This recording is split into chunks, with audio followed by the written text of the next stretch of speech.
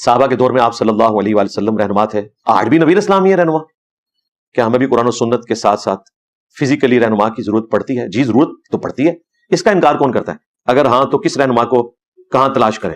آپ بھی تلاش کریں, ہم بھی تلاش کرتے ہیں, ٹھیک ہے. تو بھائی رہنما سے آپ نے صرف اتنا پوچھنا ہے. اس زمانے میں رہنما سے آپ نے یہ پوچھنا تھا کہ بتائیں دین کیا ہے, تو اس نے تو آپ کو بتانا تھا کیونکہ وہ اللہ کا نمائندہ تھا دنیا پہ, نبی صلی اللہ علیہ وآلہ وسلم.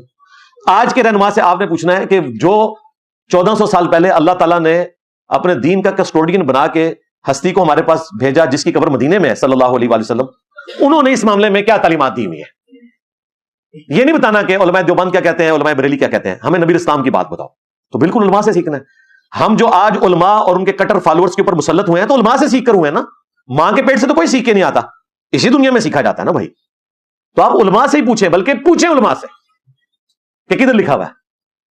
یہ تو کہتے ہیں کہ ہمارے بزرگوں سے آگے قرآن کا ترجمہ پڑھیں, ہم تو آپ کے بزرگوں کے بھی بزرگوں سے پڑھتے ہیں. میں تو ڈائریکٹ احمد بریلوی سے پڑھا ہوں, جس طرح ڈاکٹر طارق قادری نے کہا نا کہ میں 20 سال تک امام حنیفہ سے پڑھتا رہا. ہم تو بھائی 20 سال نہیں, آج 30-40 سال ہو چکے ہیں کہ ہم احمد بریلوی صاحب سے پڑھ رہے ہیں. قرآن کا ترجمہ میں نے احمد بریلوی صاحب کا رکھا ہوا ہے, وہ قبر میں ہے اور میں ان سے پڑھ رہا ہوں, کیونکہ انہوں نے یہ ترجمہ اس لیے کیا تھا, انہیں تو عربی آتی تھی, اردو میں اس لیے کیا تاکہ جو لوگ اردو جاننے والے ہیں وہ قرآن کو سمجھ لیں. صحابہ کرام لکھنا پڑھنا نہیں جانتے تھے, چونکہ ان کی زبان میں قرآن تھا, ان کو ہدایت مل گئی. لہٰذا آج اعلیٰ حضرت کا ترجمہ یا اشرف تھانوی کا ترجمہ یا جونا گڑھی کا ترجمہ یا سید فرمان علی شاہ کا ترجمہ, میں نے چاروں فرقوں کے نام لے لیے, اور جو فرقوں سے ہٹے ہوئے ہیں ان کے لیے مودودی صاحب کا ترجمہ, گویا کہ ایسا ہے کہ ان کی اپنی زبان میں قرآن نازل ہو گیا.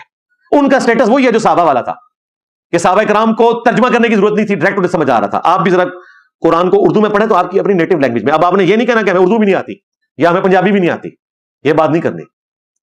آپ سے بہتر اردو اعلیٰ حضرت کو آتی تھی, ان سے بہتر کوئی ترجمہ نہیں کر سکتا. اگر انہوں نے ایاک نعبد و ایاک نستعین کا ترجمہ کیا ہے نا, اے اللہ صرف تیری ہی عبادت کریں اور صرف تجھی کو پوجیں, اے اللہ صرف تجھی کو پوجیں اور تجھی سے مدد چاہیں, تو اب یا شیخ عبد القادر جیلانی مدد نہیں آتا, خواہ اعلیٰ حضرت بھی کہیں. اعلیٰ حضرت خود اس پہ عمل کرتے رہے یا نہیں کرتے رہے, یہ ان کا معاملہ ہے. وہ اگلے دن وہ ہاشمی میاں صاحب کا ایک کلپ آیا کہ ہم ترجمہ کرتے ہوئے یہ دیکھتے ہیں کہ اعلیٰ حضرت کا ترجمہ ہے یا کسی گھٹیا حضرت کا ترجمہ ہے. یعنی وہ کہتے ہیں کہ احمد صاحب بریلوی اعلیٰ حضرت ہیں اور تھانوی صاحب, جونا گڑھی یا باقی لوگ یہ گھٹیا حضرت ہیں. بالکل ہم آپ کے ساتھ ہیں اگر آپ کو کہیں پر کوئی اس قسم کا اختلاف ہے, لیکن آپ نے یہ دیکھنا ہے کہ یہ کس اعلیٰ حضرت کا ترجمہ ہے, جس اعلیٰ حضرت نے اعلیٰ ظرفی کا ثبوت دیتے ہوئے خود بھی اعلیٰ حضرت کے ترجمے پر عمل کیا, یا گھٹیا نیچر کا ثبوت دیتے ہوئے اعلیٰ حضرت نے اعلیٰ حضرت والا ترجمہ کر کے گھٹیا حضرت ہونے کا ثبوت دیا. ترجمہ تو انہوں نے کیا ہے تجھی کو پوجیں تجھی سے مدد چاہیں, کمال ترجمہ کیا. مضارع کا صیغہ تھا, حال کو کور کیا, مستقبل کو کور کیا, اور دعا تھی دعا بھی بنا دی. ویسے اس کا ترجمہ پتہ کیا بنتا ہے, اے اللہ تیری ہی عبادت کرتے ہیں کریں گے, تجھی سے مدد چاہتے ہیں چاہیں گے, اور دعا بھی تھی. اعلیٰ حضرت نے تینوں چیزوں کو ایک جگہ جمع کیا. اے اللہ تجھی کو پوجیں, یعنی اب بھی پوج رہے ہیں, مستقبل میں بھی پوجیں, اور یہ ہماری دعا بھی ہے, اور تجھی سے مدد چاہیں. کمال ترجمہ, اس طرح کا ترجمہ کسی نے نہیں کیا. لیکن اعلیٰ حضرت سے یہ ملفوظات میں پوچھا جا رہا ہے کہ جب آپ پہ مشکل آتی ہے, کہتے ہیں جی میں نے تو ایک ہی در مضبوطی سے پکڑا ہوا ہے, جب بھی مصیبت آتی ہے میں یا شیخ عبد القادر جیلانی مدد کہتا ہوں. یعنی ترجمہ اعلیٰ حضرت نے کیا لیکن کام گھٹیا حضرت والا کیا, اپنے ترجمے کے خلاف بات کی. تو ہم اعلیٰ حضرت کے ترجمے کے ساتھ کھڑے ہیں, ان کے اپنے اعمال کے ساتھ نہیں کھڑے ہوئے. ترجمہ اعلیٰ حضرت والا ہے اور عقیدے گھٹیا حضرت والے ہیں. لو سامو, یہ میں میمز والا مٹیریل پرووائڈ کر رہا ہوں نا, آپ ہمارے اسٹوڈنٹ خود ڈھونڈیں گے وہ اعلیٰ حضرت اور گھٹیا حضرت اور اس کی میم بنائیں گے.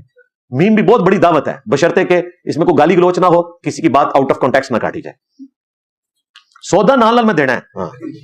یہ دعوت زندہ ہی اس وجہ سے کہ ہم ساتھ ساتھ جو ہے نا وہ طبیعت صاف کرتے جا رہے ہیں.